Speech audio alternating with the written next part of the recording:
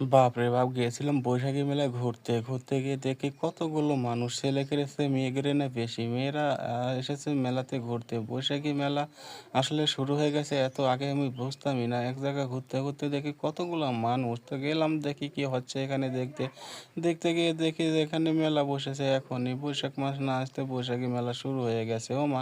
যা দেখি খালি মেয়ে মানুষ আর মেয়ে মানুষ। ছেলে মেয়ে দুজনেই সবাই উভয় একবারে সমান। ছেলের থেকে মনে হয় মেয়েরাই বেশি হবে গুনতে গেলে। তো আ মেয়েরা রয়েছে, ছেলেরাও রয়েছে। ও মা! কি কথা!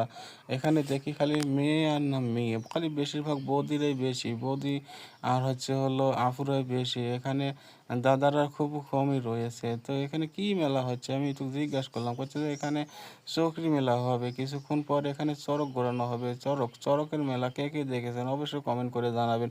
অনেকক্ষণ হলো বসে থেকে প্রায় ১-১.৫ ঘন্টা পর দেখি যে চড়কের মেলা শুরু হয়ে গেছে। ওমা! এতক্ষণ এরা কিভাবে কি গরমের মধ্যে কিভাবে আছে রে বাবা! আমি তো একটু ফাঁকাতে দাঁড়াইছিলাম তাতেই আমার গরমে অস্থির, অস্থির অবস্থা। তো দেখি না আসছি যখন এত মানুষ খেলমেলা হোক আর না হোক একটু দেরি করি। মানুষ তো মেলা রয়েছে। সবকিছু তো দেখাই যাচ্ছে।